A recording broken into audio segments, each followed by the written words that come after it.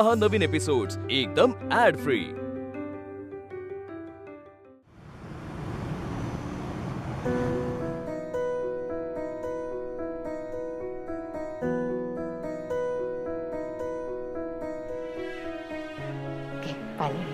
आई अहो कशाला आणलं पाणी? मी घेतलं नसतं का?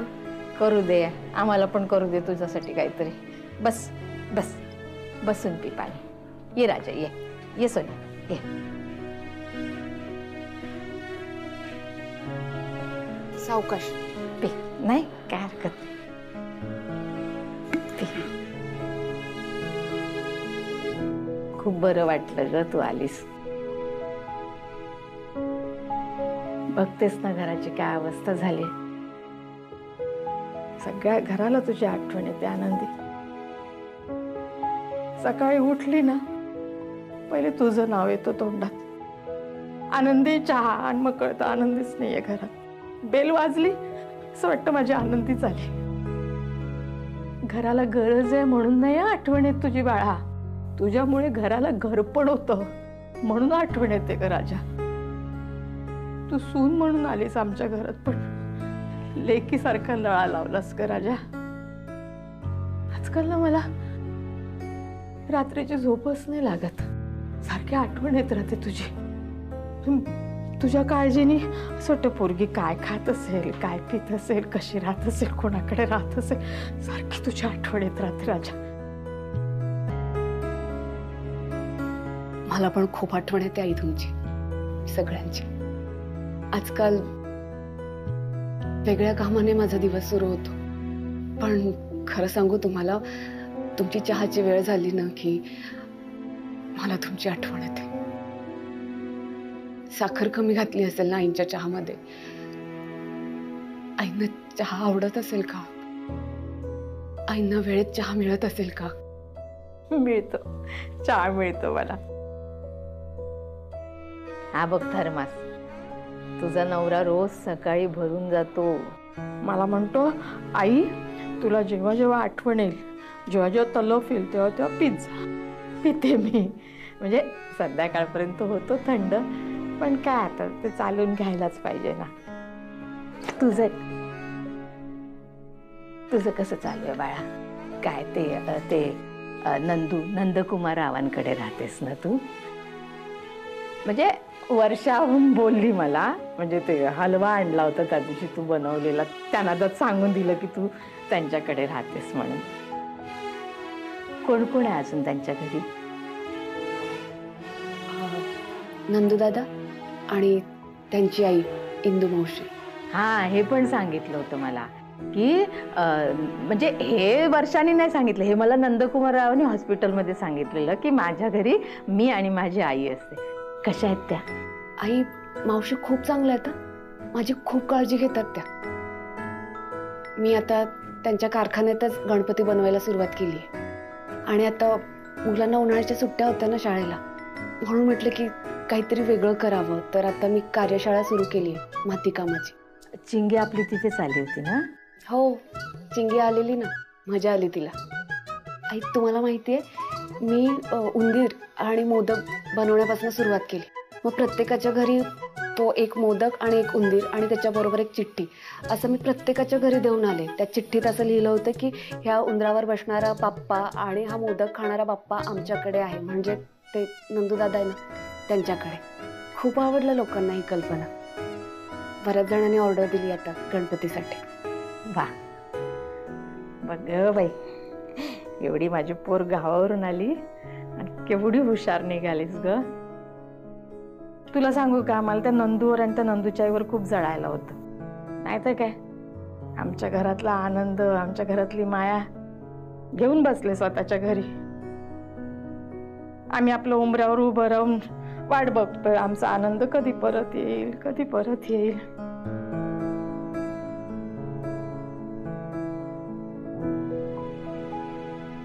तू आलीस, खूप बरं वाटलं। मला पण खूप बरं वाटलं आई, खूप बरं वाटलं।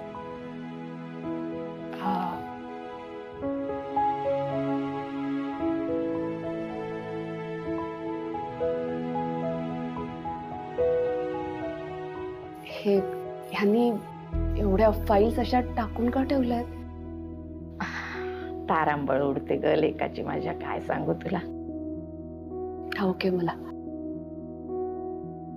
आई जरा आवरायला घेते. हा तू आता आली आहेस तर. नाही, असं बसून बसून कसं चालेल? बसून बसून त्रास होईल मला हे सगळं बघून. आवरतेच जरा.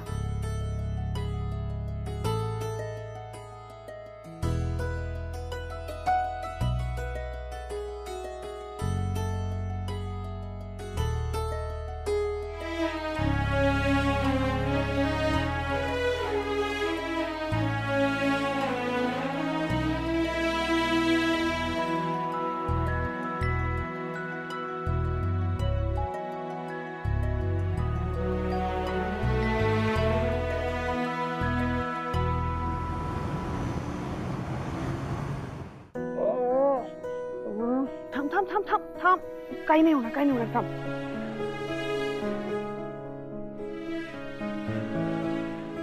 हळूहळू. थांब थांब, बघू तर दे मला. काही नाही होणार.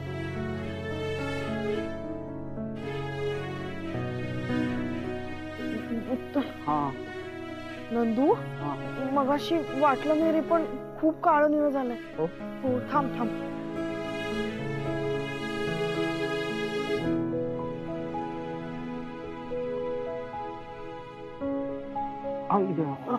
Sorry sorry sorry sorry. Nandu, हा बस बस, बसून राहा, बसून राहा. नाही नको. तुझे हातपाय थरथरतात नंदू, पाणी घे, बरं वाटेल.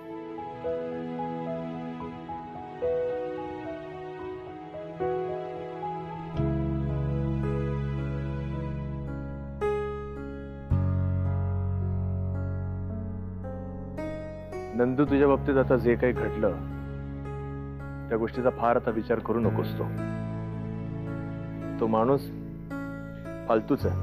त्याचा आता कसा काय बंदोबस्त करायचा ते मी करेन. तू नको काळजी करूस. नंदू, तुला थोडं तरी बरं वाटतंय का आता? हो. तू ठीक आहेस ना? हो नंदू, मी ठीक आहे. तू माझी काळजी नको करूस.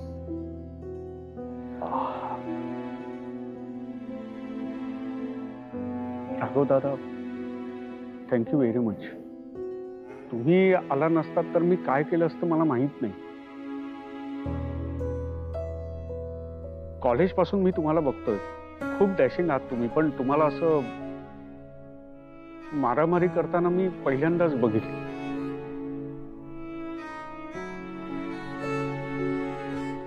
खरं सांगू का, असं काही झालं की मला घाम फुटतो. काय करावं तेच काही कळत नाही.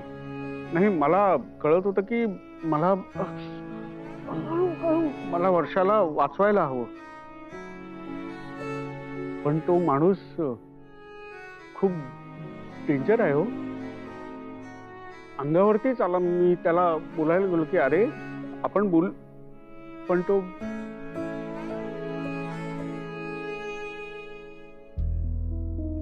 अशा माणसाबरोबर इतकी वर्ष तू कसा काय संसार केलास?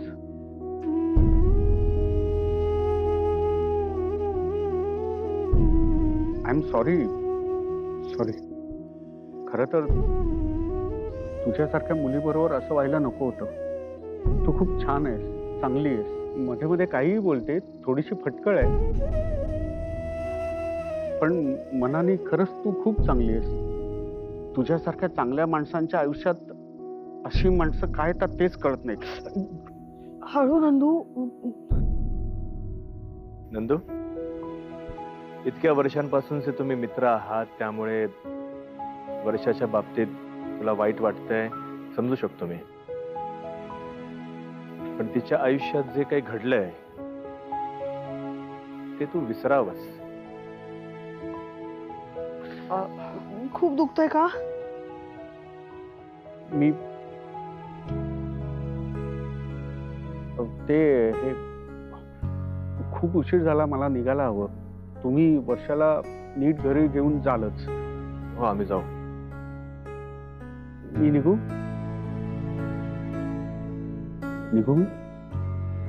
नीट जाशील ना तू? हो. हा.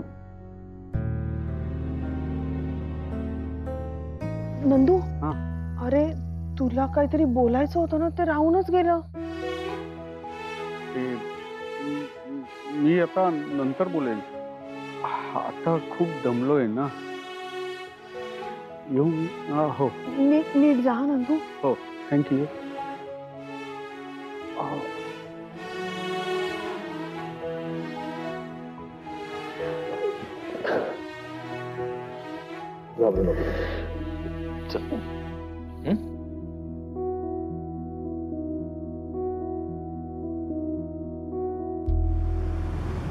बाईचा हात लागला ना घराला, घर कसं छान दिसतं.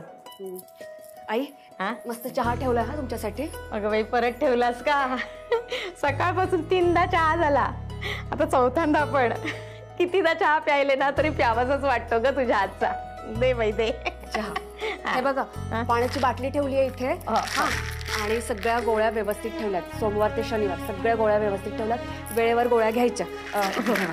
आता तुम्ही खाल्लंय ना, चहा घेतल्यानंतर ती गोळी घ्या आठवण. हो घेते मी, लक्षात राहतं माझ्या, तसं काही नाही. पण तू काय ग बाई भिंगरीसारखी कामं करते सकाळपासून. ये बस ना जरा. आई परक्याचं घर आहे का हे? नाही ग बाई तुझंच घर आहे, तूच लक्ष्मी आहे घराची. कर बाई कर, हात लागू दे तुझा राजा. ऐकलंस आनंदी, ते सेक्रेटरीची गंमत सांगते. सीसीटीव्ही कॅमेरे बंद झालेले ना सोसायटीचे, तर सगळ्यांनी मोर्चाने लाचला घाबरला होता तो सहस्त्रबुद्धे. तू नव्हतीस ना, तुला सांगायचं होतं मला त्याची गंमत. आई काय ग? आता निघायला हवं मला. काय? कुठे कुठे निघायला हवं तुला? ते इंदू मावशींकडे. ते लहान मुलांची कार्यशाळा घेतली होती ना मी. तुम्हाला माहितीये मुलं किती पसारा करतात. जाऊन आवरायला हवा मला.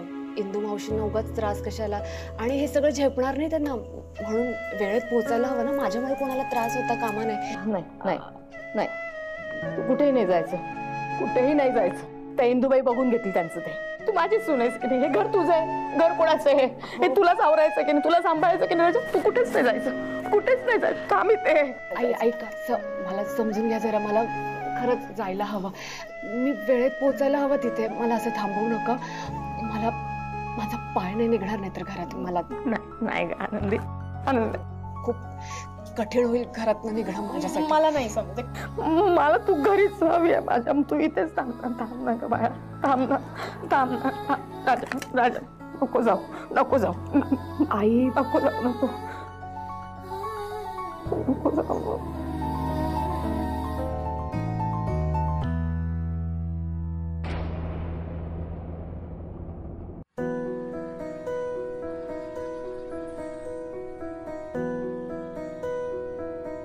दादा,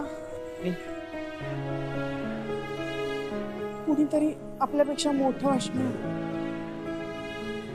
आपल्या बरोबर असणं किती सुरक्षित करून जातं ना. आज तू होतास म्हणून थोडक्यात निभावलं, नाही तर काय झालं. थांब. तू काहीतरी विचार करतेस. नको आता त्या गोष्टीचा विचार करू. झालं गेलं तर विसरून जा. सगळं नीट होणार. दादा, खरं तर मला तुला आधीच सांगायला हवं होतं. तो नंदू आहे ना, त्याला ओळखतोस तू भेटलायस त्याला. तो खूप चांगला. वर्षात थांब. मी तुला विचारलं, तू काय एक्सप्लेन करतेस? हे बघ, हे तुझं आयुष्य आहे. तुला जसं हवं तसं जा. तुझ्या आयुष्यामध्ये नवीन पालवी फुटत असेल, त्याचा पुढे वृक्ष होणार असेल, तर ती गोष्ट एक्सेप्ट कर ना. It's all fine. बघ, नंदू आणि तुम्ही दोघे मित्र आहात. तुम्हा दोघांचा एकमेकांवर खूप विश्वास आहे. ओके, आम्हाला दिसतंय ते, आणि इट्स फाईन. ह्याच्या पुढे एक्सप्लेन करण्याची काही गरज नाही. ना मला नाही तर कोणाला. मी तुला कधीच विचारलं नाही, तुम्हाला सांगू पण नकोस. दादा, पण आपली आई तुझ्या बाबतीत थोडीशी घाबरलेली आहे, मान्य आहे, पण शेवटी आईच ती. वर्ष, मी तुला सांगतो, बघ, माझा तुझ्यावर पूर्ण विश्वास आहे. काहीही झालं तरी तुझ्याकडून कधी चुकीचं पाऊल टाकलं जाणार नाही, मला खात्री आहे त्याची. हीच गोष्ट नंदूला सुद्धा दिसली असेल. खरं तर इतकी वर्ष त्या जनावरासोबत तू संसार केलास, काय काय सहन केलास. मी भाऊ असून सुद्धा मला ती गोष्ट कधी कळली नाही. ठीक आहे, जे झालं ते झालं, आता त्या गोष्टीचा विचार नाही करायचा. आणि एक लक्षात ठेव, तुझं आयुष्य आहे, नवीन नाती बनव, ती फुलव, ती सजव, मी आहे ना तुझ्यासोबत. थँक्यू दादा. आणि हा, अजून एक महत्वाची गोष्ट, आता आपल्याला तुझ्या डिवोर्ससाठी लवकरात लवकर घाई करावी लागणार आहे. मी आज घरी गेलंच कामाला लागतो. आणि या नालायकाने आता जो काय प्रकार केलेला आहे ना, त्याच्यामुळे तुला डिवोर्स मिळणं अगदी सोपं जाणार आहे. ठीक आहे, झालं ते झालं. आता ह्या तुटलेल्या नात्यांमध्ये अडकून राहण्यात काही पॉईंट नाही. तू आता फक्त तुझ्या वर्तमानाचा आणि भविष्याचा विचार करायचा. भूतकाळ विसरून जायचं आता.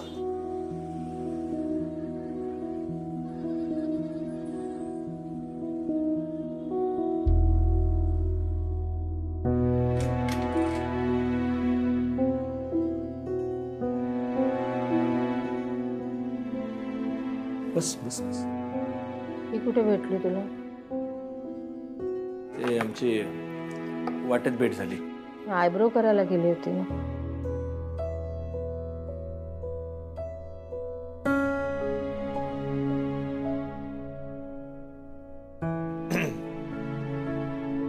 आणि तू कुठल्या क्लासला गेला होतास चिंगीला घेऊन?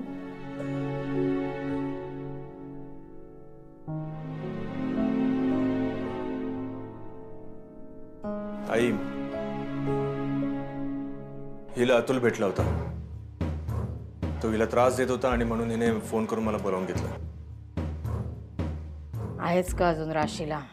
नाही, पण आता तो काही करणार नाही. वर्षा, घाबरायचं काहीच कारण नाहीये. मी आलो जाऊन. तू कुठे निघालास? चिंगीला आणायला चाललोय मी. तिला तिथेच ठेवून आलोय. येतो पटकन मी. जायच्या आधी मला जेवायला दे, भूक लागली. भूक लागली? हा, वर्षा वाढून दे ना. वर्षा देशील ना? नाही, तू दे मला. तुझ्या हातून जेवायचंय मला. ती पसारा करते. आई, मला आधीच उशीर झालाय, अजून उशीर व्हायला नको. मी आनंदीला भेटायला चाललोय. मला तुझ्या हातून जेवायला हवंय. मला जेवायला दे. मी आनंदीला भेटायला चाललोय.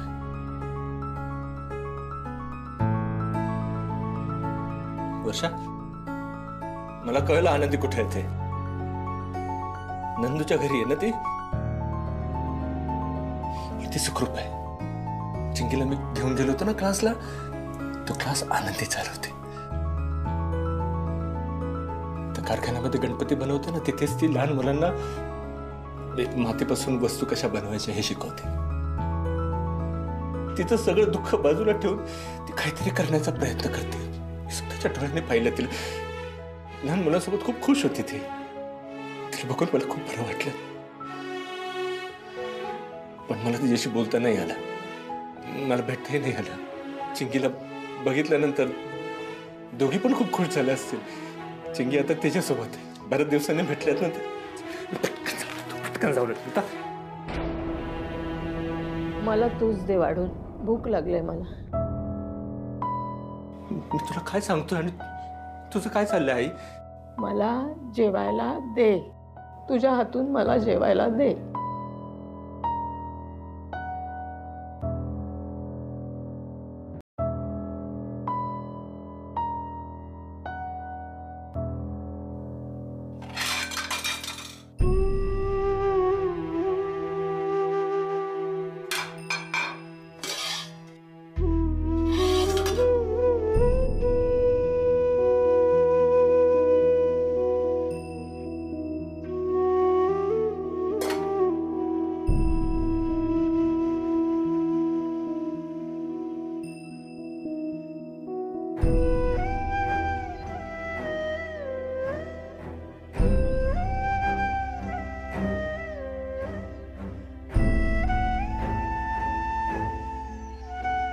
आई,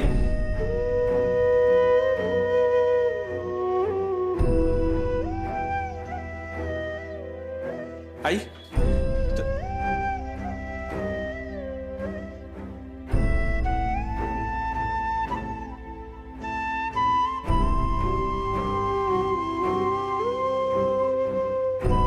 हे आवरावर तो स्वयंपाक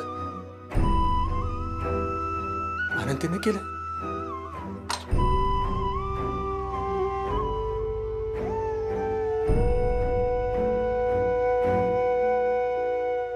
ती आली होती.